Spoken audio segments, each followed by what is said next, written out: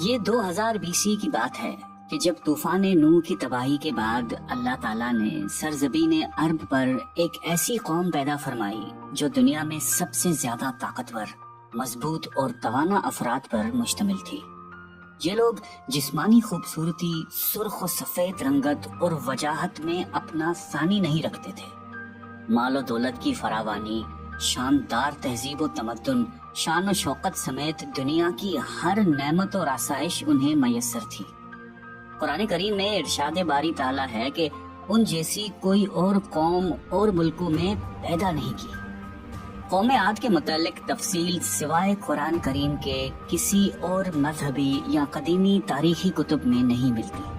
اس لیے اس قوم کی حالت کا نقشہ یا قرآن کریم کے ذریعے بن سکتا ہے یا پھر ان اثریات کے ذریعے جو محققین علم آثار نے ان کے بارے میں حاصل کی ہے۔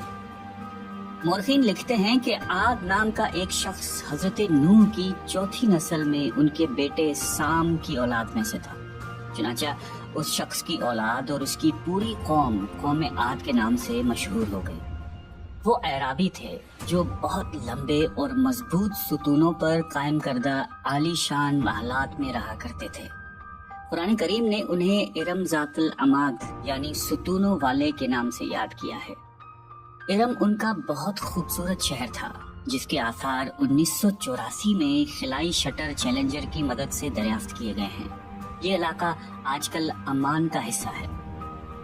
بحیرہ عرب اور بحر احمر کے درمیان عمان، حضرموت، بحرین اور مغربی یمن تک ایک وسیع صحرا ہے جسے صحرائے الاحقاف کہتے ہیں۔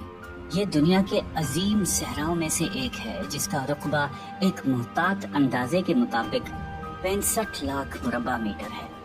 اس صحرا میں سفید اور باریک ریت کے ہزاروں فٹ اونچے پہاڑ نما ٹیلے ہیں جہاں کوئی بھی چیز پھینکی جائے تو منٹوں میں غائب ہو جاتی ہے۔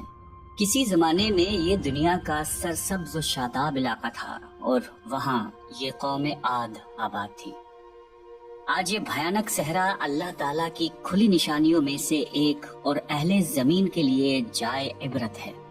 قرآن کریم میں ارشاد باری تعالیٰ ہے کہ وہ ارم جو ستونوں والے تھے جن کی مانند کوئی قوم ملکوں میں پیدا نہیں کی گئی۔ بعض مفسرین نے لکھا ہے کہ ارم عاد کے دادا کا نام تھا جیسا کہ ان کے شجرہ نسب میں بیان کیا گیا تھا۔ ڈاکٹر اسرار احمد تحریر فرماتے ہیں کہ عام مورخین کا خیال ہے کہ ارم قوم عاد کے شاہی خاندان کا لقب تھا۔